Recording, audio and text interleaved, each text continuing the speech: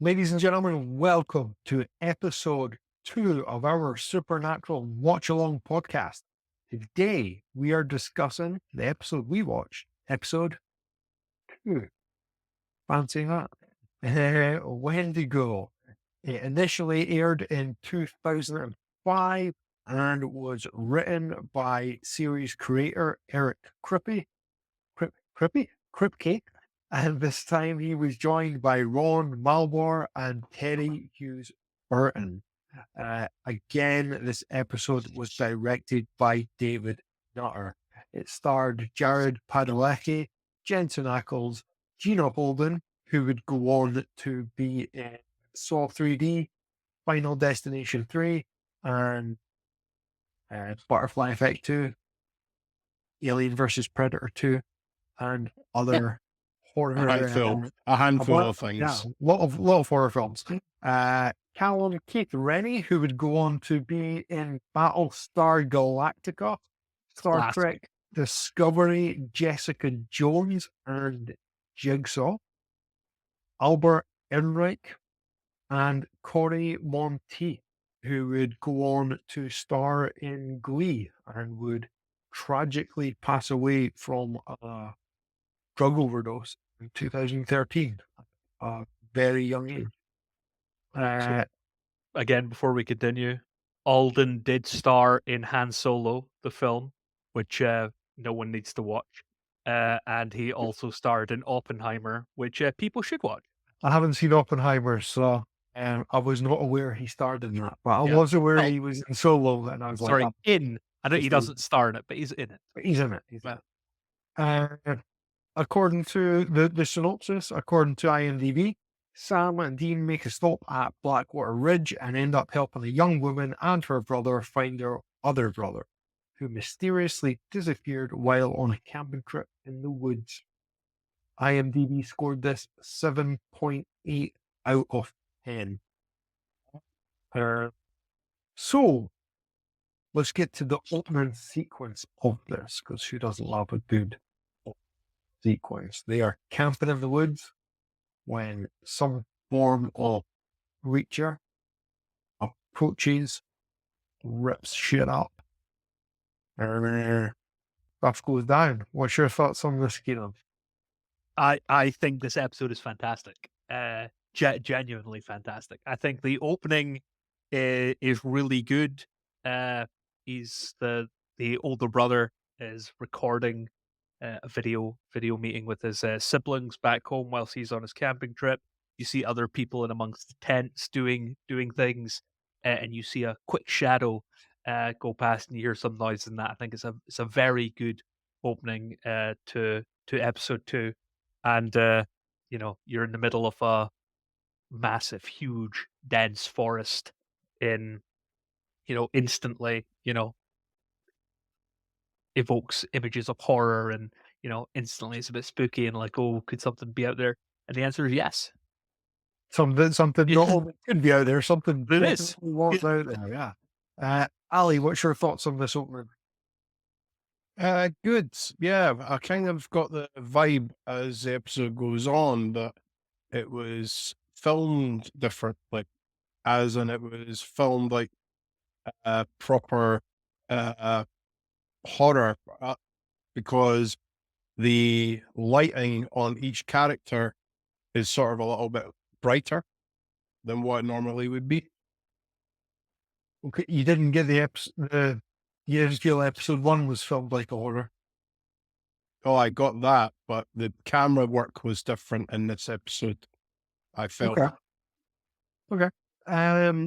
So yeah, Sam and Dean end up at this town, Blackwater Ridge, because they followed the coordinates that their dad had left them in his journal, which Dean acquired in the previous episode when he stole it from the jail. So they followed the coordinates out here, hoping to find their dad, and instead stumble across a case where people have gone missing. Sam is reluctant to get involved because he just wants to find his dad. And Dean alternatively says they will look for their dad but they will kill every horrible thing they can find between here and there as such. Can you relate with one of these characters more than the other, Kieran? Yes. Personally, I can relate with Sam more than Dean. Because from his perspective, his mum died 22 years ago. He was 6 months old when his mum died. He has no memories of his mum. That is, he has been told to, and obviously would, but he's not experienced grief about it. He's been told to feel grief about it. So from his perspective, his childhood was being dragged from place to place, being told this happened to your mum, this horrible thing happened. This is why you don't get to have a normal life. So obviously he feels a bit resentment and pushes back. Whereas Dean had that relationship with his mum and dad whilst it was normal and got to see normality snatched away from him. And he has that resentment to what snatched it away instead of his dad and brother snatching away from himself. So the fact that now Sam has that raw emotion, he's just experienced Jessica's death. He's like, no, I want to fix this now. I'm not willing to wait 22 years to get my vengeance. I want it now, is a perfectly understandable sentiment, but it makes him a bit of an asshole, and you can see why Dean resents him for it. So I can relate to Sam more in the sense of I can understand why he's angry, but I can also understand why Dean thinks he's been a bit of a dickhead about it. Okay, what's your thoughts, Ali? Yeah, I can sort of have that vibe about it as well. You can feel that Sam's very more quiet in this episode because of obviously of just what's happened, but Dean is sort of more. He sort of just keeps the same emotion going from previous episode and then into this episode. So his feelings never don't differ.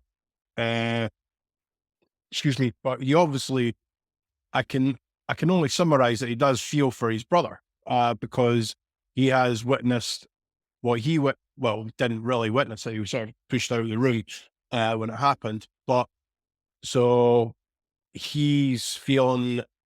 He must feel quite sorry for his brother because he's seen what happened to their mother, but he obviously doesn't show it as much. Yeah, he's I mean, he definitely doesn't show it as much. I'm sure he definitely feels bad for Sam, but he doesn't show the same loss. He doesn't feel Jessica's death in the way that Sam would. And to him, nothing really changed other than now his brother's with him, but his brother's not entirely on board. No, he's not totally on board at all. No. Sam, how can you be? Sam wants to find John, but then get shit taken care of. And, Dean's always wanted to find John, but he also wants to do what he does in the meantime. He wants to hunt and he wants to, live his life, because this is his life. This is his life, exactly. Yeah. And this is what he wants to do. It's always been his life, or it has been since his mom died, and it's who he thinks he is, and he's proud of it. They talk about it in this episode, and it's actually where a line that becomes a very famous line throughout the show is spoken in this episode. And Dean, Sam asks Dean kind of what the point is, and Dean says, "I think this is the point. I think Dad's journal, that everything Dad knows, he's left us this. He wants us to pick up where he left off, saving people, hunting things, the family." Is it sort of like a witch hunt, so to speak, from what I'm getting from the pilot and from this episode?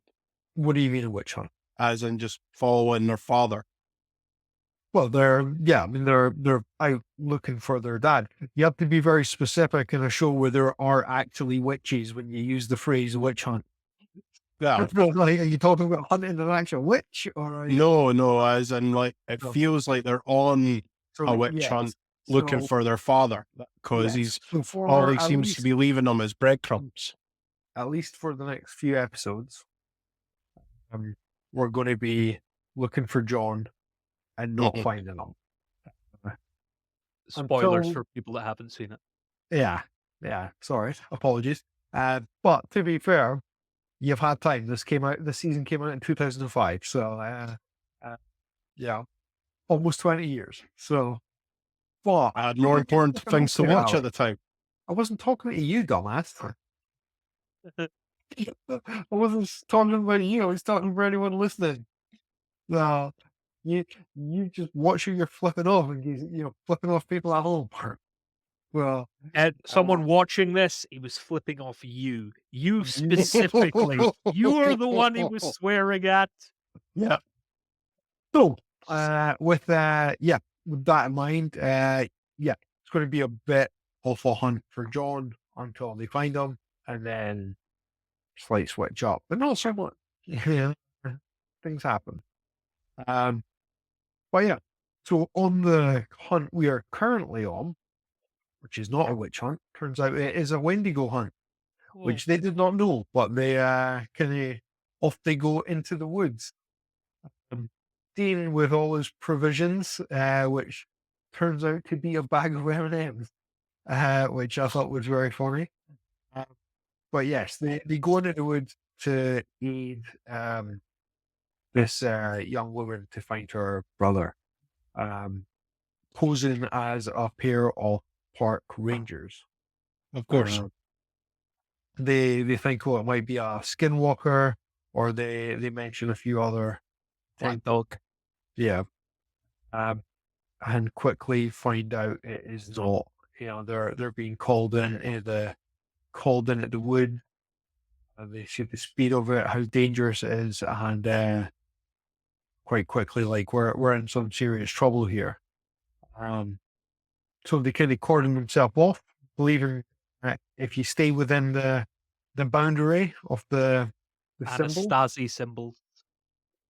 you are theoretically safe. By this point, they've worked out it is a Wendigo. However, the hunter who is leading them on the expedition, played by Callum Keith Rennie, he doesn't believe in the supernatural and fires off a few rounds, and believing he has it, chases it into the wood, only for it to kind of swoop down and snap his neck quite easily. Just horribly easily. Still, Ali, what did you think of that? Well, clearly he wasn't that important of a character for the episode. He must have obviously been a sacrificial lamb for the episode, and I liked that they just cut him off then there. It was a nice quick death, shall we say. Kieran, what's your thoughts on it? If I'm honest, watching that entire scene sort of gives me flashbacks 1987 Predator, because there is points where you could see like a translucent outline of something running past through the leaves, which obviously you see in the 87 Predator film. For people that haven't watched it, fantastic, go watch that as well. But yeah, I think it is a good scene. It shows you can see the exasperation when they're trying to explain to them what it is, and you can see that clearly the general populace think they're fucking batshit crazy. So you're clearly insane, so we're not going to listen to you. And then they're quickly debased of said notion with a swift head cracking. And that brings us very nicely to discussing the lore of the Wendigo itself. So, Wendigos start as human, always, 100% of the time. But through per circumstance or whatever else, they end up feeding on members of their own party to survive, and slowly but surely turn into something other than human. Now, I noticed in the show they actually used the word less than human. I would question whether a Wendigo is less than human, being that it is almost unkillable. Vampire-like, isn't it? It is strong, it is fast, it is, essentially a perfect hunter from what they said. Well, I mean, it's definitely, you could argue It's in up some there. senses It's more definitely than up human. there. So, Ali, what was your thoughts on the Wendigo, and have you experienced much other media that has Wendigo in it as the creature? No. As I was saying it, shouting out there as you were talking, was I got a very vampire vibe from it. As quick as what a vampire is, blah blah blah. The only thing about this was it could go out during the day. Uh, and as Dean says, it prefers the night. So that tells me, excuse me, it's 10 times stronger and more quicker during the night. Okay, so you like the Wendigo? Yeah, I did. Well, Sure. I like vampires anyway, so that's the vibe that I got from it. Okay, Kieran. So yeah, I quite enjoy the Wendigo lore, and I've seen it in pop culture in a few places, Witcher games, and a few other fantasy novels and things like that. But the main thing I would like to clarify, just to people watching, is that eating human flesh in real life will not give you supernatural powers. It will give you kuru, which is comparable to mad cow disease. We do not endorse cannibalism on this podcast. Period. Going, Don't do it. It's bad. It's illegal in almost all countries. In all countries. Even the countries it is potentially legal, and we still do not endorse it. Still don't endorse it in those countries. We just want to clarify, just in case anyone Just in gets the case, wrong end of that spit. Yeah. But I would hate to think, these guys are endorsing cannibalism. We're not. not at all. Uh, No. so my exposure to the Wendigo is actually predominantly from the. I mean, I've heard of a Wendigo before, but where I've actually seen it is in the Until Dawn game. Oh. And Good it is game. outstanding in that. Yeah, I love that. Great game, and they also mention it in considerably less favorable light, and I'm not actually sure it's in that. I can't remember, but in the Army Hammer and Johnny Depp, Ranger. Yeah, a film that everybody wishes they could forget. Yeah, well, but I thought I loved Supernatural's interpretation of the Wendigo. I thought it was a fantastic creature, and I really liked that they went with that route because initially, and I still remember thinking this because every time I watch it, it would almost be cliche. But that opening sequence, I feel like is almost like werewolf-esque or something. And Yeah. I think my initial viewing, I was like, it's going to be a wolf or whatever, and it's not a wolf, and I'm glad they went a different route. So anyway, they eventually end up in the mine shaft where they find the missing brother and rescue him. Still alive. Still And alive, surprisingly. Dean manages to kill the Wendigo with a well-placed shot to the chest with a flare gun. Fire being the only thing that can kill it. They're lucky it is extremely flammable. And this flare gun done the trick.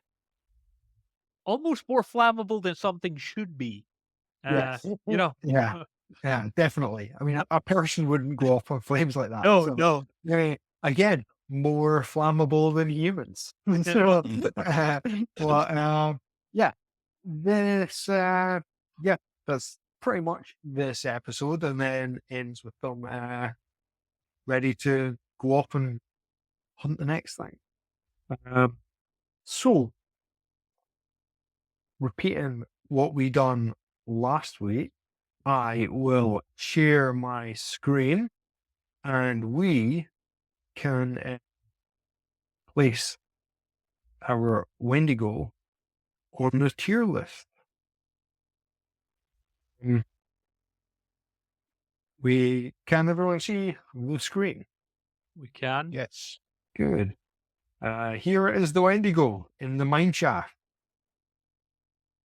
Where do we think? I'm not placing the Wendigo here, but where do we think the Wendigo belongs on this tier list? It's A tier. A tier. A tier. I like the Wendigo as a villain. I think it's a great monster. It's a great standalone monster. It's scary. It's been doing what it's done for the past 70 years in world lore. And you see the ramifications of what it's done to people as they talk to the old man now who's watched his mum and dad get dragged away from their cabin in the woods back in the middle of the episode. So yeah, I think it's just a very good monster. It's quite scary in the sense of if I came across it, I know my response would not be I can escape this mine. It would be how quickly can I curl in a ball and cry? Very quickly, the answer would be very. I have seen you curl in a ball and cry, and you can do it surprisingly quick. Yeah, what can I say? I mean, I am S tier at that. But this is definitely A. Ali, where would you put the Wendigo on our tier list? I would agree with Kieran. I liked it, done the job, and now we move on to the next. Okay, in that case, we have 3 A tiers. We're all in agreement that the Wendigo is A great monster. A-tier villain. Yeah. Okay, Ali. Yes. Final thoughts, and out of 10, what would you rate this episode? For I think I would give it a 7.5 for this episode.